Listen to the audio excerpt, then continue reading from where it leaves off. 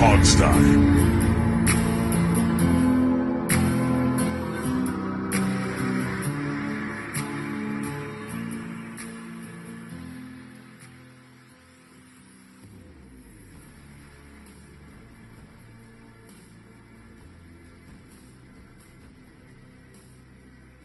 Hey, everybody, welcome to the Hogsty. Happy preseason day for those of you listening on Thursday because preseason has officially started now. We have the greatest game of all time, the Hall of Fame game. Everyone loves it. It's always just nonstop, jam-packed with excitement. In all seriousness, I've you know this, Steve. I've always loved the idea of the Hall of Fame game. It's a 10 out of 10 idea. Let's have a game like when we're celebrating the Hall of Fame. Execution has always been a zero because no one plays. It's a terrible game.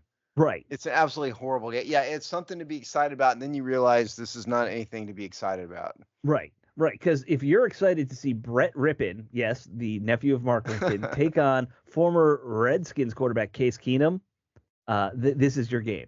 Because they're going to be those will be the big names. The question is, why do we keep getting fooled year after year after year with this? Because like drug addicts, we're starved for any football, and this need is the the first dopamine thing hit of football. Yeah, that is true. Exactly, and it's the worst football they can give us. It really is. You know what other dopamine hit I'm getting right now? What's that? It's from a fight with FEMA and an insurance company. Oh, so you're still, yeah. No, I got a very interesting phone call, voicemail from FEMA today, which is, it said, now bear in mind, Hurricane Beryl was 3 weeks ago. Right. They offered me a hotel room. Nice. That's nice of them. If you need a hotel room, check in and tell them it's FEMA, or so give them this number, or whatever it was. You know, that might have been helpful like the day after the hurricane, not 3 weeks later, perhaps. Right. But at least they thought of me. They didn't have anything to say about my claim, of course. I mean, God help them. But no, I can have a hotel room. So I'd like to thank FEMA for that. Do they offer you like a cheap prostitute with the hotel room? Because it's not going to be a nice hotel. You know? No, it won't be a nice hotel. It'll be a Roach Motel somewhere, most likely. Right. A Motel 5. I don't know if the prostitute comes with it or not. I mean, write a letter. You're there, or go across the street and ask him. That's great. I mean, I wouldn't want that, but there's a lot of people who would sign up for it. I'm sure there are people who actually need it. You know, after hurricanes. Do you really need a prostitute? I'm at the hotel. But hey, you're feeling down. Sure, there's people who needed a hotel after, but my point is not perhaps 3 weeks after. No, 3 weeks is a bit long. Yeah. It's better late than never, Steve. Come on now. Not really. I'd rather have money from them. I'd rather them reimburse me for my broken circuit breaker panel. How about that? Sure, that's reasonable. That's also a safety issue. It's fixed. I paid for it, so I'd like money back. They should reimburse you for that. That's if you're handing out free stuff, I'll take that. Yeah. All right. So, real quick, because the Hall of Fame is going on, or the Hall of Fame inductions are going on. I don't know if we want to even go through the names here. Oh, just read them real fast. Okay. So we have, because a couple of these I think spit in the face of Washington a little, and that's just my own. A lot of them spit in the face of Washington. If Joe Jacoby isn't in the Hall of Fame, yeah, that's what I think. Let's start with that one. Yeah. Willie Anderson getting in as an offensive tackle before Joe Jacoby. Yeah, why? Yeah, why? Willie Anderson, okay, good offensive tackle, but what did he do that was revolutionary? He didn't revolutionize the position as did Jacoby. No, so that one spits in the face, number one. Eric Allen at quarterback, I don't care. Jared Allen, defensive end, okay, great. He was a big personality. He was going to get in. Yeah, of course. Jahari Evans. Is it Jahari or Jari? I can't remember. I think it's Jahari Evans. Jahari Evans. Okay, offensive guard. All right, I'm not going to count that against the whole you're spitting in Joe Jacoby's face because guard versus tackle. But maybe I should just say no offensive lineman should get in before Joe Jacoby. That's what I was about to say. Okay, fair enough. Dwight Freeney, definitely obvious Hall of Fame candidate. Can't argue that one. Yeah. These next two either, Antonio Gates and Rodney Harrison, can't argue those, I think. No, they're worthy. Yeah, absolutely. But here's another one that spits in all of our faces. Devin Hester getting in as a punt returner before Brian Mitchell. Yeah, that one I don't understand. Yeah. I mean, I think both should be in, but Brian Mitchell should have gotten in first. I don't know why they have it out for Brian Mitchell, because he's got no love from at least Jacoby was a finalist, Right. a couple times. I mean, Yeah. Brian Mitchell's got no love at all. Zero. We'll see the problem with Brian Mitchell is that he was never a flashy returner. Mhm. He was a bigger guy. He was a north south runner. He'd run right through you, and there was no flash to him. So, and Uh, but going back to the offensive lineman going in Mhm. 2022 when Tony Boselli was called in, That one he only really had, I irritated believe, me. I mean that drove me nuts because he only had like a 6-year career. I mean, His career was he's longer than that, wasn't it? Well, I'm gonna look it up while you guys talk. Oh I no, thought it was actually, longer. you know what? I'm sorry. I think it was 6 fully healthy years is what he had, and then he had injury riddled years after, like before and after, something like That that. sounds more right. That Yeah. sounds Yeah, accurate. Yeah. yeah. But it was like it's like now the guy has never been to a championship game, has never won a championship game because you guys like to use championships. And Mhm. there, well, what was Jacoby part of? I mean, come on, man. No matter what angle you use for Boselli, you can use it tenfold for Jacoby, and Jacoby's still sitting on the sidelines. And Boselli only played 7 seasons, by the way. Yeah, you're right. I thought he Yeah. played much longer No. than that. The thing about it is, I don't necessarily think these voters are specifically holding something against the Redskins specifically. Maybe Paul Zimmerman, who died a while ago, probably was, Yeah. but the rest of them maybe not. But Peter King, maybe. I don't know. Peter King came around on Art Monk, but I think the problem is they weren't flashy. Yeah. Think about it, like Jared Allen was always out in the media. Mhm. But the Redskin teams, even the championship teams, even like the 91 team were a bunch of like blue collar guys. Yep. And Right. they just they weren't out in the public consciousness like some other players were. And I think that even like Joe Gibbs, Mhm. Christian guy, humble, Soft I think, spoken. I think Yep. that hurt him more than anything. Yeah. Yeah, to be Brian fair, Mitchell. Now he was a in little terms of flashier. Mitchell was, but he's flashier, but I could see his personality rubbing people the wrong way very he's kind of easily. he could come across as a jerk. I mean, he was Yeah. decent Oh, enough to us that absolutely. time we He interviewed him, but I he mean, he's come across as a jerk. yeah. If you don't know what his personality is, it definitely comes across as a little gruff. Yeah. Oh yeah. Yeah. The minute he put his pads on, especially between the white lines out there, he Mhm. was all business. Yeah. That's I the mean, only thing he was out there for. I think all those Redskins teams have been disrespected, Absolutely. maybe underrated by the football, kind of proletariat at large, mainly because they're not flashy. People forget, all the things that those teams did. Yeah. There was a lot of innovation in the Yeah. Joe Gibbs era. Yeah. There was a ton of success, obviously. But I mean, we're preaching to the choir here. You yeah, guys all I know know, this, I know. but Right. Yeah. All right. Well, anyway, so that's the list of the Hall of Famers. Again, I will try and tune in. I guarantee you, even me, a guy who loves minor league football, a guy who enjoys the preseason, I'll probably make it through a quarter of the Hall of Fame game. That's my guess. is this tomorrow? Yep, tomorrow night. I'll probably try to watch some of it, and I won't be able to. It'll just be sloppy. We all know it. Yes. I don't know a way to fix it either. I love the idea. I just don't know how to fix it. All right. I'll probably just put it on my phone so I can listen to it while I play a game. That's about what I'll probably do. Yeah, I'll try and find a way to stream it while I play video games. That's probably a better plan. All right, let's move on to some Washington news. The team made a couple big announcements today. First, the biggest announcement, they've made another upgrade to the stadium to try and make the stadium suck less balls. And they didn't just burn the thing down. That would have been the best thing. That would have been the smartest move, yes. Right. But instead, we're now announcing a super fun new fancy pants club called the Tunnel Club. Which Am I the only one that thinks this sounds like you're about to get killed by the mafia or something?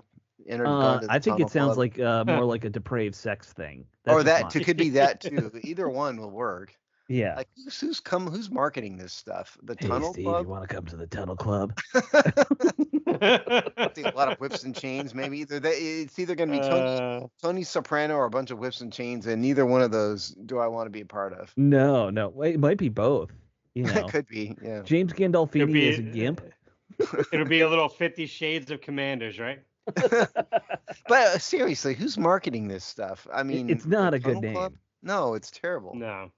Well, see, the problem is they've already come up with stupid names like the Dream Seats and what they've got a bunch of them like the Gold Club members, right? Like I think it's kind of funny they tried to market the Dream Seats as great seats when in reality they were terrible seats. You couldn't see the game from the Dream Seats. It's right on the field. Well, are the see, Dream Seats the well, one on the field or are they the second tier? I think they're the ones really close to the field. Dave would yeah, I know. think, yeah, they're the ones that are right in front of the 100 Yeah, Okay. seat level seats right there. Yeah, but they're it's like Oh, hard right to on the okay. watch a field. game from that perspective. Oh yeah, no Yeah. kid, you can't. I mean, even someone who's 6 foot tall can't Yeah, I see know, over and you're everybody 4'8", out so I mean you wouldn't be there. Yeah, able to no see kidding. anything. Right. Right. No, Dave's But see, in a good spot though yeah, for I where love your that seats spot. are. Yeah. But see, what was crazy about the Tunnel Club ordeal is that I get, me being a season ticket holder, I get emails. So of course Mhm. the email header I get is new, the Commander's Tunnel Club. I'm wondering, is this a spam one that they're hiding behind the Commander's email or something? Because Mhm.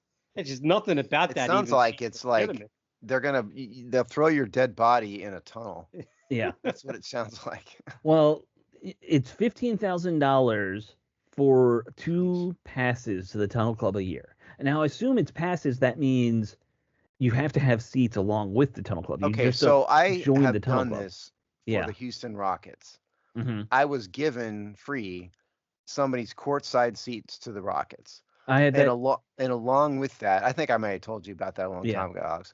But along with that came like their version of this Tunnel Club thing. Yeah. And I took my youngest, and that was cool because we got to see, some players up close and everything. That was the Yao era, right? Yes, yeah, it was. Yeah. Um, and it was fun, but I mean, it would lose its allure after a while. And So I definitely wouldn't have paid 15 grand for that. for a season, no. No, and Yeah. I don't know how much it was. I didn't ask, but I Yeah. mean, point is, I've done that, and it was fun for my kid. That Mhm. was cool, and we went back there and hung out and watched them come out, and that was fun. Well, you remember our old buddy Sean Conti before he left DC? He ended up getting the same thing for the Wizards game. Oh, we did. And he and I went to the Wizards game together, and we had courtside seats Mhm. and access to their version of that, which Right. Well, and there was was like a bar in there, and I couldn't take my son my 10-year-old into a bar, so we just skipped right. that And that's part. the other thing this has. It does have an all-inclusive lounge thing next to this tunnel club. Well, I I'll actually tell. I have some of the details in front of me if you want to know Sure, go what Yeah, ahead. all go for it. includes. Because what they have section off for game day benefits that include access to premium bar with food, beer, wine, and cocktails, pre-game field access, VIP parking in Black Gay reserved lot, Hmm. exclusive the exclusive stadium entry, and Tunnel Club merchandise, which I have no idea what that's going to be in detail. So, in the season long benefits are events with commanders, business, and football executives. Hmm. So, I'm wondering if that includes like maybe a thing, as they go through the draft, maybe you're kind of like not involved, of course, but like you kind of I witness think it some of the means you're going to process be of the maybe, rent a crowd, when they need a Yeah. crowd of maybe. fans. Well, Yeah. like Yeah. so. And then it's one autographed jersey and then one all inclusive away game trip. So you actually go to an away game. I'm assuming one of you choosing, and they Mhm. paid for everything for you. So that does offset some of that cost pretty nicely. The way like that, because let's be, Well, I'm I going to be mean, a two little liberal. people, a Let's, $500 plane ticket, yeah, one hotel room for, $300 a night, right. So it's like a grand food in roughly. excess. So call Yeah, it 1,000 for the yeah. sake of the So argument. Yeah, that's not a bad perk to throw in there. it's a little perk. Yeah. Yeah, it's good. Yeah. Um, None of the other stuff is worth it. But let's be honest, the Tunnel Club thing, all this is going to be bought up by big corporate, you know, people who will use it to, hey, you were the employee of the month. Here, go to the I mean, game. the Or the tickets I got for the Rockets Mhm. were from a client, and Right. he and like 3 other people had bought up this courtside seat, and they split the Right. tickets. Right. That's what people do, right? Yeah. What these companies do, they use it to hobnob, to Right. That's get what it was. curry favor with people, if you will. Right. Nothing illegal necessarily. I'm not saying that, but No. It was a Yeah. business thing, Right. for these people. right. But I'll tell you what it did do. It ruined basketball forever for us. So, Oh, yeah. because we sat courtside there. I don't think I ever went back to another game, because like you can't watch NBA games from the upper deck after you sat courtside. No. No. Well, I'll tell you, sitting bottom tier is pretty darn good, no matter what. Yeah, but we were literally right next to the Rockets bench. It was literally right adjacent to it. No, So, I get that. That's like you said. It's kind just of ruined different. it. Yeah.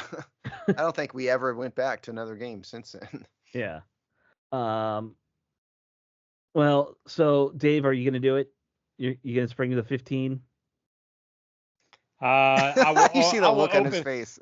I will open a GoFundMe account, and whoever gives me the money for it, I'll give them something. Give him the free autographed jersey or whatever. Yeah. There you go. Unless it's Jaden Daniels, any other one I'll give. Well, no, it's gonna be. You're gonna get Riley Patterson. Yeah, Riley Patterson. I was gonna go Dax Milne. Right there. They just get all the guys who they're cutting to sign jerseys on the way out. A lot of these in NFL marketing agreements actually use the term premium players, because I've written the term premium players in NFL marketing agreements, and so because people think about that, because they don't want, a lot of these agreements will include like, X number of players have to make X number of appearances a year on behalf of the sponsor or something, and then they'll say premium players only. So they can't pawn off the Dax Milnes and Riley, Pattersons of the world on you. That's a thing in my world. Total non sequitur. When my wife was working for the Nats years ago as a ticket salesperson, she was like the sales employee of the year 1 year. And so one of the things they're like, well, we have, here's like a jersey, and we'll give you a signed baseball. And I can't remember who the other person was. It was like, would you like a baseball signed by this, young up and coming player that, he was a nobody, or Pudge Rodriguez? And my wife calls me. She's like, do I want it from this pudgy guy? I'm like, yes. Go for the Hall of Fame catcher. That was one of those like premium player, not premium player moments. Yeah. Not a baseball fan, turns out, is your wife. Yeah. Yeah. Well, she worked there. She didn't follow the game. Yeah, you don't have to be. Right. Yeah. Nope. All right. Well, so you did bring it up. I guess we should talk about the team made some roster moves. Dax Milne, who I think we had all kind of said, how's he still on the team? Is no longer on the team finally. As is Dymere Bird, who I guess they signed in the offseason. Yeah, he's been around. Yeah. So we talked about him briefly when we covered wide receivers. Which is to say we mentioned his name. Yeah, we mentioned his name. I didn't realize that he's been in the NFL for 10 years somehow. And he's just like a 10-year journeyman. Right? He's like 4 teams, I think he's been with. I think he was on 4 teams last year. He's one of those guys. He just drifts. But yeah, so they're both out. The team signed Byron Pringle back, which is an interesting decision. You remember he was here last season, I believe. Yeah. And now they've finally done what they've needed to do for weeks. They've brought in some kicking competition. I'm so happy. Riley Patterson. Now, Patterson is a young kicker. He's 24. He was with the Lions and the Jaguars and one other team. I can't remember who off the top of my head. Decent kicker. Not great, but a whole lot better than Ramiz Ahmed. That's for sure. Beggars can't be choosers. Okay. Yeah. So, so if you want some stats on Riley Patterson. Oh, I have his stats. If you don't. Oh, I have them. Okay. You think I don't have the numbers? So he's been 2021 with the Lions, 2022 with Jacksonville, and then 2023 Cleveland and Detroit. And again, that tells you something when the guy's moved around that much in a couple of years. Sure. Overall, he is 59 for 67. field goals. Right. 50%. Yeah, 50% from above 50, 3 for 6. And then 16 for 19, 40 to 49. That's the key you got to look at, is that because the conversion rates for the rest of them are going to be really high. So that's pretty decent, Right. for that.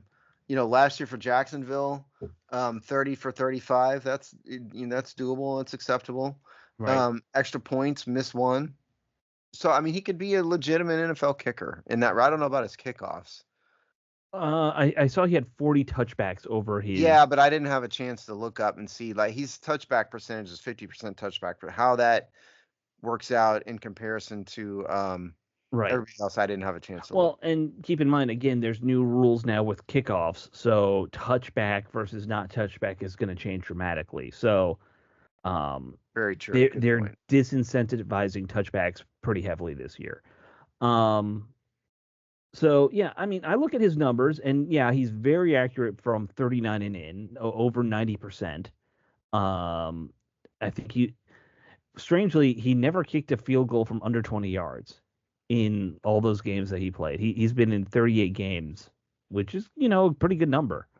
But this is a at least legitimate, solid kicker.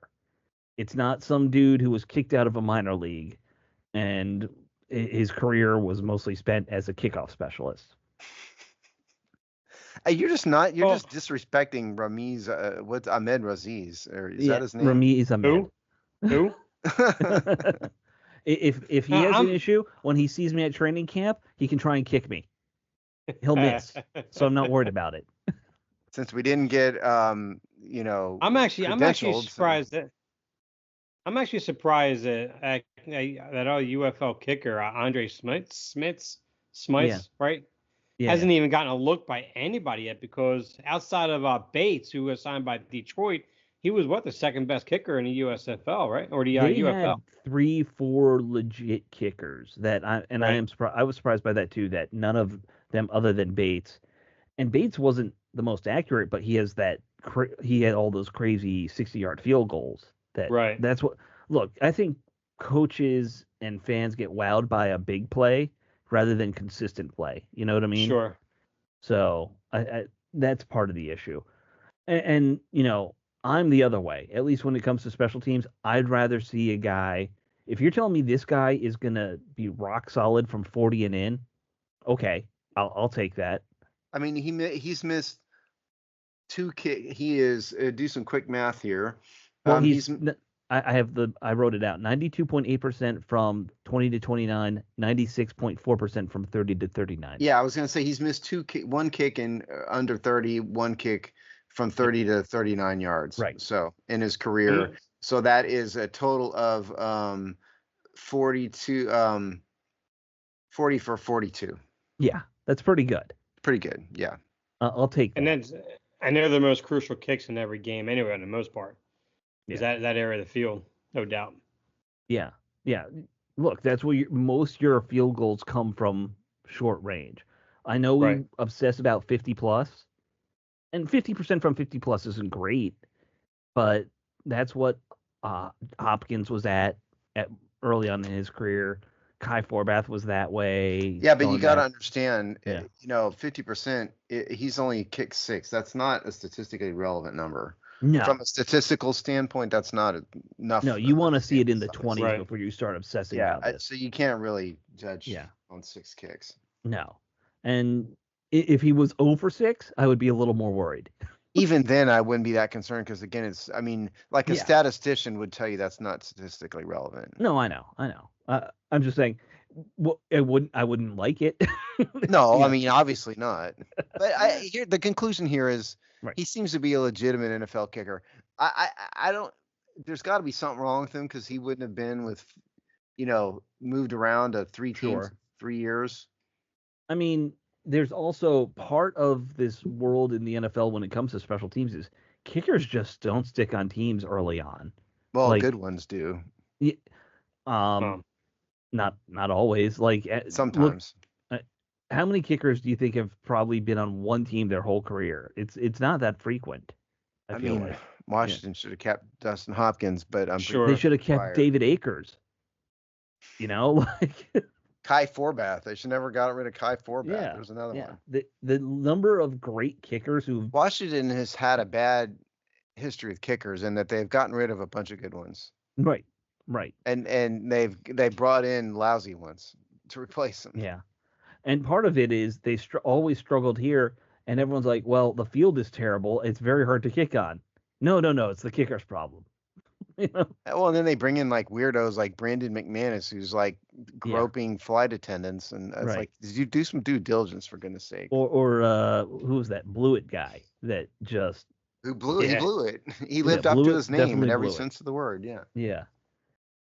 Yeah. Anyway, so hopefully Patterson can win this competition and play well for a year. I don't know if he's the long-term answer for them. I mean, his career indicates probably not, but I think he could at least be serviceable for a season. So I feel a lot better about that situation. I mean, it's almost like a younger version of Sly. That's all. Yeah, Sly a little was bit. Pretty good under 40, wasn't he? He was pretty solid. They're under all 40. pretty good under 40, though, Dave. Yeah. I mean, Sly was a power leg. That's what Sly was. And actually, Yes. what got him in trouble was he was terrible at extra points. he was. I think it was under 90% of his extra points were completed or something. Yeah, he missed several of them there. Yeah, that was and pretty that's what kills you. Yeah. Yeah. So Sly, but overall, again, that's like an average kicker when in the grand scheme of things is a guy like that. Some other things going on at camp, just to discuss those. Jaden Daniels is still looking good from what everyone's saying. Like, we've been hearing stuff. You hear stuff about what's his name, May struggling up in New England right now, but everything seems to be rosy in the Washington camp with Jaden Daniels. I mean, that may be, this, what's the old Monty Python thing, the sunny side of life. Sure. I mean, that's, people trying to wish it into existence, perhaps. I think to be perfectly honest, I don't think that the first week in training camp will say much. No. It will do in reality. You can't learn a ton from it. I mean, I certainly hope I'm glad it's better than not having bad reports. Right. But it doesn't mean he's going to be a superstar. I think the biggest thing that I've caught in the whole process, I mean, yeah, you talk about his command of the offense and how he's in the huddle with teammates, all that stuff, which is great. But I think the one thing that stood out the most to me is that no matter who's talking, whether it's either Dotson or McLaurin, if you go to the lower end guys like De'Ami Brown and all them, the ball always seems to be where it's supposed to be, even in the corners of the end zone, down the sidelines, on the back shoulder. It's only where the receiver can get the ball, and that's consistent almost every. Now, how's it going to be under pressure, all that stuff? We'll find that out later. But as far as that, like when you hear about like with May, and even to a certain extent, Caleb Williams, even in Chicago, they've been struggling with certain aspects of ball placement. Not as much of Caleb Williams versus May, but the reports are still there for that. You're not hearing that with Jaden Daniels at all. Mm-hmm. So I'm just keeping my hopes and I'm keeping my excitement down as best I can, because everything you read, you just want to run through a wall. Think we're going to have like the offensive player of the year and run for a playoff and all that stuff, which is possible, but still. He's probably an early contender for it, sure. Just by virtue of his draft status. Yeah. I'm not trying to rain anybody's parade here. I just mean, and it's better to have good reports than bad, but I would just caution everybody not to read too much into it, since you literally haven't seen him play at all. I mean, he's like the Twitter reports of, pass down the sideline. I mean, it's entertainment more than it is insightful to you, really. Yeah. The other thing I've heard, I was listening to a lot of, news and some of the beat guys talking today on the radio and stuff. Apparently, Jamison Crowder's having a good camp is what I was hearing today, which is interesting. Like, could be more than just a return guy for them this season, which I'd be happy to see. He's a veteran I've always been a fan with some talent. I mean, that's surprised no one. Yeah. I mean, I was always a fan of his. if he can work out a nice little slot fourth receiver role, great. We need it. We still need a fourth receiver, so that would be a win. And So to this point, Zacchaeus has actually been outperforming De'Ami Brown to this point. He's been doing mhm. very well, and that's a guy that I keep saying that I think is going to wind up supplanting him on this roster ultimately.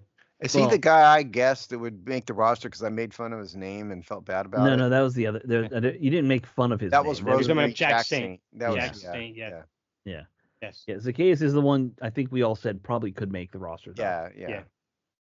Yeah. So some other things, Dave, you did a whole article about training camp spotlights last week. Right. And obviously it's a little bit of Temple homerism. I'm very curious about the headline first thing you covered, which is Jordan McGee outshining Jamin Davis. But why don't you go into some of your observations that you had in that article? Well, the one thing that stood out the most right now is Jordan McGee. He's been getting a lot of raves. In fact, the one thing that Dan Quinn was quote on saying is I'd say the speed and athleticism what jumps out to him. He's got a rare quickness and short area burst to him that really good linebackers have. He plays square. He's got real good speed. He's got real good speed, and where he's going to push him hard, and so forth. But it goes to everything what his scouting report had mentioned to in terms of his quickness, how he hits the holes rather quick. He's an intelligent football player. Mm-hmm. He's not much for a man coverage linebacker, but he is good with the zone coverages. He can recognize. Well, part of the scouting report, he recognizes players real well sitting in the zone and typically in the right spot most of the time. So, I mean, there's a lot to be excited about him, and he has definitely pushed Jamin Davis to the point where Jamin Davis has been utilized much as an edge rusher, just trying to get the best out of him. Mm-hmm. And even that hasn't even looked all that great for him so far to this point. Can we just admit Jamin Davis is a bust and get it over with? I think we've already admitted that. We've talked about that 100 times. Yes, I think we agree with you. Well, but we've kind of hedged on it to say, well, he's better on the outside and maybe redeem himself. Can we just admit the guy's just a bust, period? For being picked as a first rounder, absolutely. I guess we've definitely admitted he was a bust as a middle linebacker, but I'm saying overall bust completely at this point. Yeah. I'll put it this way. When you had Dan Quinn and their defensive coordinator Witt as first name Joey. Escapes me right. Or Joe Witt. Yeah. Joe Witt. When those two are in discussions with Peters about not wanting to pick up his fifth year option, that makes that speaks volumes right there. Yeah. When you're getting beat out by the likes of somebody named Jordan McGee. Yeah, a fourth round pick. Right. I mean, fifth round pick. Yeah. Now I don't want to fourth round. We've had some very good linebackers come in here as fourth round picks in recent. Cole Holcomb was a solid, not a superstar, but just a solid guy. Yeah, but my point is, if you're a first rounder, you shouldn't be getting beat out by a fifth round pick. Yeah, absolutely. Ideally, true. Yeah. I think we all agree Davis has been a massive disappointment. They've never figured out what he does well to make him, productive. I think I give this coaching staff credit for just being like, all right, let's just try having you rush.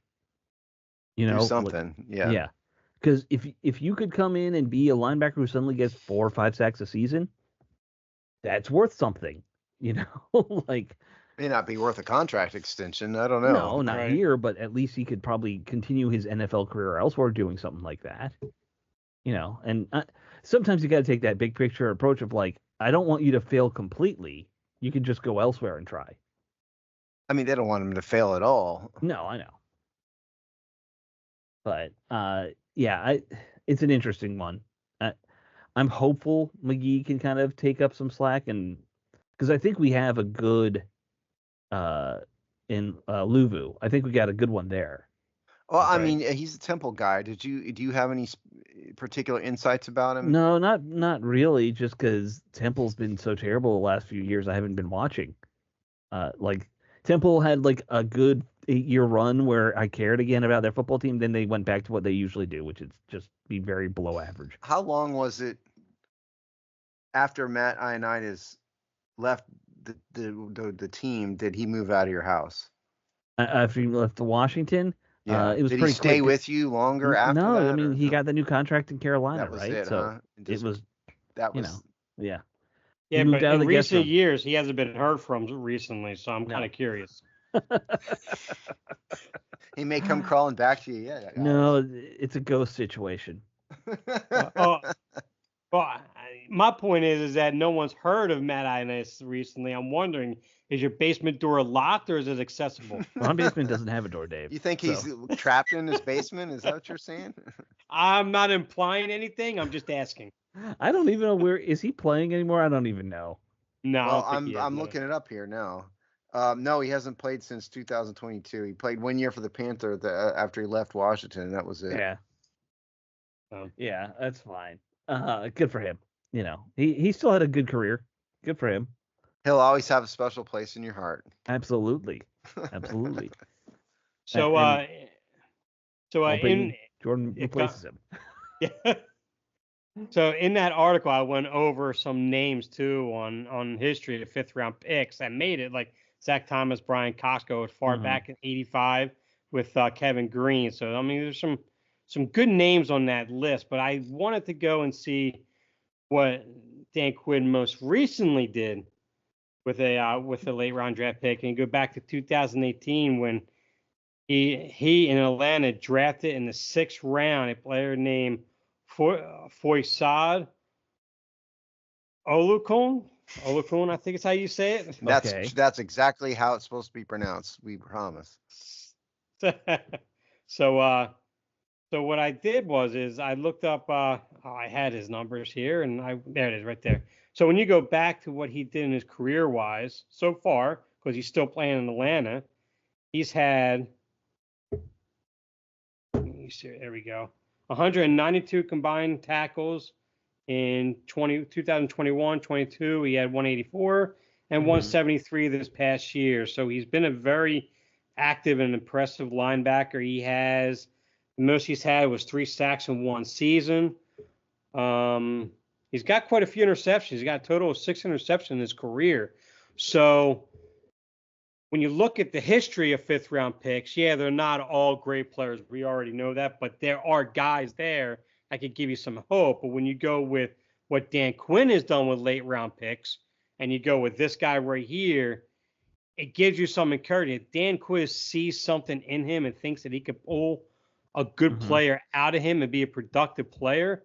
To me, in my mind, with his track record, I have optimism with that. I think that he could wind up being something.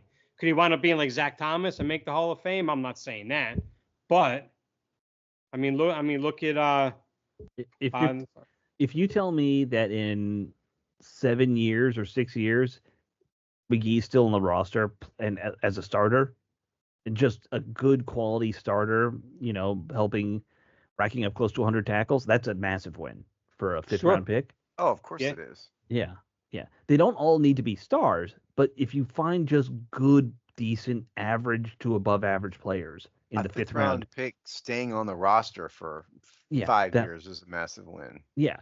If they make it to a second contract. Yeah. I mean, good teams, good organizations build their teams through this area of the draft. Not necessarily all star players, but guys that contribute. Not even just on the field, on special teams as well. They have it all the way around. Yeah. So we'll see. Exactly. I'm a little optimistic. You're making me hopeful, Dave. That's a good, I call out. I mean, he's had a good camp so far. I mean, again, the same caution applies. It's only a week. You don't really know, but it's a good sign. Yeah, you're right.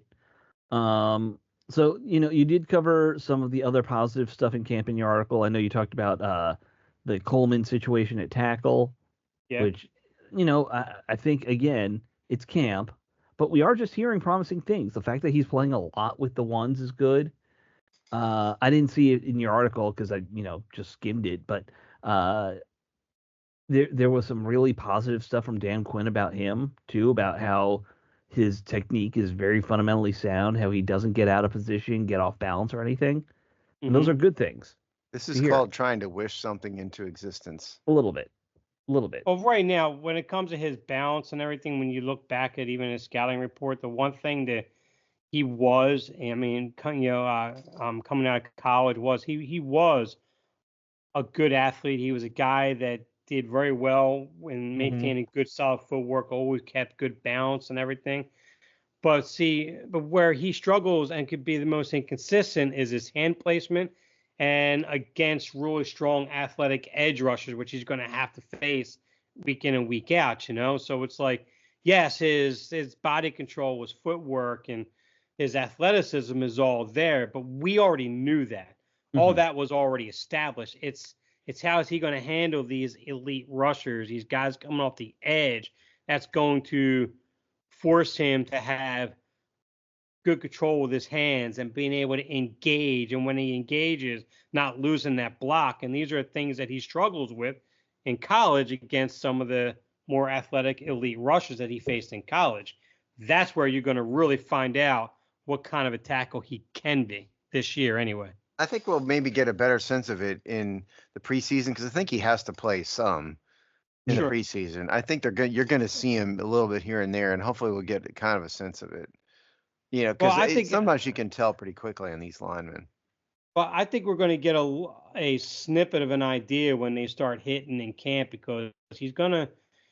Now, granted, we don't have like Montez Sweat to test him on the edge, but what he is going to get, he's going to get veteran guys like was it Armstrong from Dallas and even KJ Henry in his second year, you know, that have already been in the NFL and that they're going to know how to rush against him. And so it's just, I think we're going to snippet an idea of what's going on there. But yeah, you're right.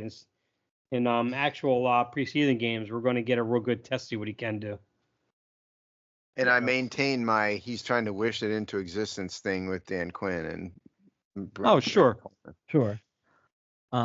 Hey, sometimes Steve, when you wish, it does come true. Sometimes you wish upon a star, and it may actually happen. Don't say it. Disney sues. Screw Disney, man. They deserve to be sued. As far as I'm concerned. That might be true, but you know how they're famously litigious. Oh, boo. I had to sue them for ruining Star Wars. I will happily sign off on that. Do not get me started on that one. Yeah. I think we'll all sign off on that one. Yes. All right, and the last thing you did mention was the safety tandem, Dave, this week. Yes. If you wanted to talk about that, but we have some other stuff we got to get to soon. So. Okay. So yeah. Speed up. Hurry up. Plow through it. Quan Martin had been the guy that really popped out the most, gotten the most. Okay, you're done. Let's move on. About him. But see, what people need to understand is even though he came out as a versatile corner and safety prospect, and from most scouts, his biggest issue is that he can be knocked off. He can be knocked off balance and man covered very, very easily. And probably the worst part of his scouting report that he consistently does is take bad angles. And as a free safety, that can be absolutely disastrous. Yes, it can. Yes. Is it safe to say that the guy just isn't very good? I won't say that in year 2. I'm going to give him this year. I won't say that. I'll let him grow. Yeah. I was going to say, there was this thing we had a safety do once where we put tape on his face mask to help him with angles. Just a suggestion for Quan, if that's an issue. I don't remember who you're talking about. Nah, no one does. Who are you talking about? Some dude named Sean. Sean Taylor did that? Yeah. I forgot. No one knows about it. It's a super secret thing. How did you know about it? Well, my obsession with sports uniforms, Steve. That's how I knew. I was thinking, is this something Steve Rosenberg told us and I forgot, or what? By the way, Steve Rosenberg was we had him on the show for like an hour. Yeah. And for those of you who were wondering, he passed away like a year ago or something. Yeah. So you rest in peace to our buddy Rosenberg, because we kept up with him. Yeah. And I think Jamal even met him at the training camp one year, if I recall. Yeah. Yeah. Rest in peace, man. Yeah. That was sad to hear when that happened. Yeah. All right. So Dave, you mentioned, or actually, I think Steve, you mentioned the need to see Coleman play to see how he does in preseason and stuff. The big question we have with the line, of course, is how they're going to hold up, and what that means for Jaden Daniels. And you kind of wrote your article this week about should Jaden Daniels sit, and looked at the history of quarterback sitting, recent history, not long term history. But why don't you go into some of what you found there? We all, I think most of the people who listen know. I'm a big proponent of sitting a quarterback in his rookie season, not the whole time, but at least for like a month or so, just so he sees the speed. Um, I mean, what'd you find? I've been, as you know, of that mind as well, Alex. And Yeah. I walked into this thinking that's what I was going to conclude here on this column, but surprisingly, I kind of changed my mind a little bit. Interesting. Yeah. So what I did here, and this is on the website if you want to read it. It was what I call this: should Jaden Daniels start in Week 1? Creative title. And so what I did is I pulled every quarterback drafted in the top 5 between 2014 and 2023. Right. I mean, because those are the ones that you really, I mean, I guess I could have done top 10, but I did top 5. Those are the ones that there's a lot of pressure to start. It's also his peer group, so it makes a lot of sense. Yeah. And so there were 17 of these guys.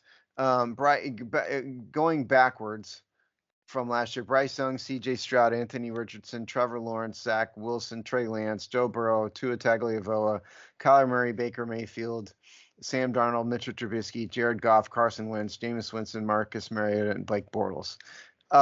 And of those, 13 of the 17 started in the first quarter of their rookie year, meaning the first 4 games.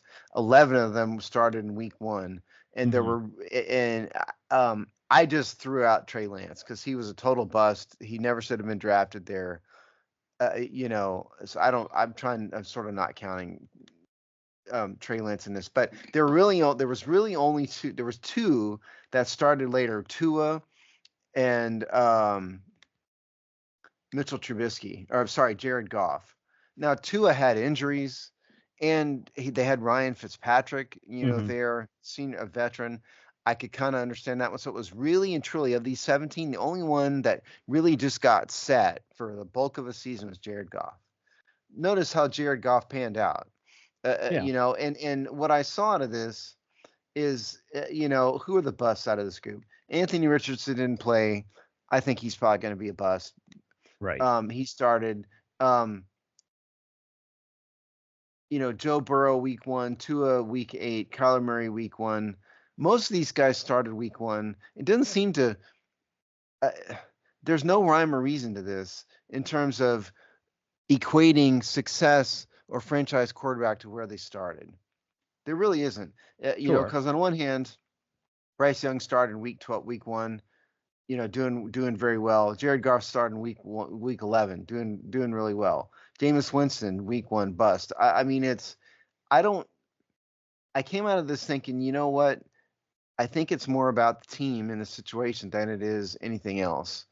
And I think, given this history here, I think Washington might as well just let the kid play, Daniels, unless there is really a serious offensive line problem. And I cited in here the case of David Carr. David Carr, with the Texans, drafted in 2002, took 76 sacks in his first rookie year, ruined his career. You could argue, and you don't want that to happen. But absent that kind of tragedy happening, I mean, all these guys, 11 to 17 started in Week 1. Some of them it worked out. Some of them was never going to work out, depending on, no matter when they started, because their team sucked or they sucked. By the way, I would put Zach Wilson in another one of those cautionary tale categories of, like, having a bad team around you. Yeah, that's what my point is. Like, Trevor Lawrence is going to be a franchise quarterback. Probably is. Probably, yeah. Drafted in 2021. Zach Wilson drafted one spot behind him. One's going to be a bust. One's not a bust. They both started in Week 1. Right. So I don't think it matters as much as, Alex, you and I maybe thought it mattered. So that's my thought. I mean, I think you have some fair points. The who's a bust, who's not a bust thing is always kind of, eye of the beholder a little bit. Like, I kind of still view Kyler Murray in a very negative light overall. I don't think he's going to work out still. Some people love him. Some people think he's still going to be a good quarterback. So you never know in that stuff. I'd forgotten that Goff started that late, actually. Yeah, I had forgotten that too. Yeah. Dave, what's your thoughts? When I go over the list, one thing that kind of stands out, like when you look at C.J. Stroud, look at a team, like as in like how the team is, looking at the team situation. C.J. Stroud had that Slowick as offensive coordinator, with a good offensive line in front of him, and Slowick coming from the Shanahan tree. So you knew the offense he was going to be running was going to be one that was geared towards Stroud's strengths. Where Bryce Young, there were times he struggled and everything, and but the offensive coordinator slipped my mind for the Panthers, but he's not there anymore. So you see the difference in terms of coordinators and the team makeup, and why Stroud was the one that kind of leapfrogged him in early success over Young. Even when you go back as far as Baker Mayfield and Sam Darnold in that year, Baker Mayfield had Kitchens as his offensive coordinator, and at that time, Kitchens was a very good coordinator, and he was a guy that would adjust his offense to the players that he had around him. So he would adjust his scheme to the players that he had, and Baker Mayfield had a pretty solid start to his career. It wasn't until Kitchens became a head coach, and then they let him go after that because the Browns didn't succeed. When you start seeing a kind of downfall of Baker Mayfield a bit. Well, I mean, you're making my case in another way. It's all these players you're talking about. It's situational. Most players drafted this high had the talent to make it. Like Trey Lance didn't. He's a total bust. Right. Forget him. He's an outlier. Most of these guys, they wouldn't all necessarily become franchise quarterbacks, but a lot of them could have become solid players given the right situation. Some of them had it. C.J. Stroud, great situation. Zach Wilson, not a great situation. And I think it has a lot less to do with when they start and a lot more to do with the coaches and the players around them, which is the point you're making. Right. So that's what I came out of this with. And the thing you kind of finished with talking about with David Carr, I think back to something I remember hearing years ago when Charlie Casserly was being interviewed about that Texans team that he built. Because remember, Casserly left after. Well, I think he went a couple places, but he was the GM for that team. Oh, I know. Yeah, I know you know. But I'm just saying, for people who might not remember, for our audience, I know you know very well. But Casserly was a guy who thought, hey, I got two good left tackles in that, expansion draft thing where they, pull players from the other teams. He felt really good about that line. And that's why he was like, I'm good with us drafting a quarterback 1 overall. And that I'm good with that quarterback being our week 1 starter. So, like, the caution I'd have to kind of add to our concerns about the line is you might think we have a smart GM. He might be a smart GM. He could make a bad decision here. Like, he could just misassess the guys he brought in. That happens. So, like, you got to play this extra careful, I feel like, when it comes to the linemen. I know guys don't want to play in preseason anymore. I need to see this line in preseason almost as bad as I need to see. They need to play. Yeah. Can I go on a tangent here? It's these coaches are doing the wrong thing by not allowing their players to play. They're so scared about injuries that they're inhibiting the development of the team. They've already limited the number of games they're playing. There's many teams like Ron Rivera did it. He basically did not play his starters at all, more than like a handful of plays all preseason. And what happened? Gee, these started slow. Imagine that, especially when you're not a good team. I think it is critical for coaches to allow especially new teams and young teams to have playing time in the preseason. You cannot be scared of injuries. So that's my rant. I hadn't thought about it. I'm going to kind of try and find some time to look into how Dan Quinn approached preseason himself with Atlanta. I was just going to say that. Took words out of my mouth. Yep. Yeah, because I would be curious to do a deep dive, see if we can find. Sounds like a column idea, Alex. Write it up. All right, I will write. Let me make a note to make a column out of that, and I'll actually write something That'll make Steve happy. And well, yeah, I'll have to edit it because you suck at writing, but at least it'll be good facts. But I'll have the idea. Yes. All right. I'm sorry. Did I say that out loud? Nah, That it's was my fine. inside talking. Everyone knows. Everyone knows. All right. The last thing we want to touch on, obviously there were some big contracts done this week, for quarterbacks. And listen, we have a quarterback who might be a franchise quarterback. So in 3 years or so, 4 years or so, we might be talking about a big contract here. And the way contracts works is what these guys make now affects the next guy and what he makes, because they never make less if they're a superstar. So Right. why don't we get into these contracts though for Tua and for Jordan Love? Right. Big deals for guys who I still don't have a good read on Love.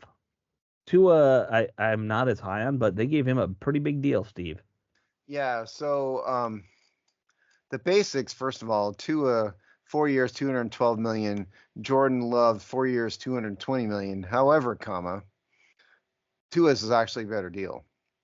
Even though it's 8 million less in overall top dollars, he's got 167 million guaranteed overall, but that includes a bunch of injury guarantees. So what he actually has, from a practical reality sense, he's got about 50 million guaranteed through 2026. A couple of those are like rolling guarantees and stuff that are guaranteed in injury, and then it becomes full guarantees. Through March of 2026, he's going to have 50 million, and Jordan Love is slightly less than that. Jordan Love is at like 40 million through there, and he's got some option bonus and stuff. So and his total guarantee is 160 million, so 7 less. So, but it's in the same ballpark, generally speaking. I'm like you. I haven't really bought into Tua as we want to be locked into this dude, because I mean, listen, his his dead cap is large. What can you say?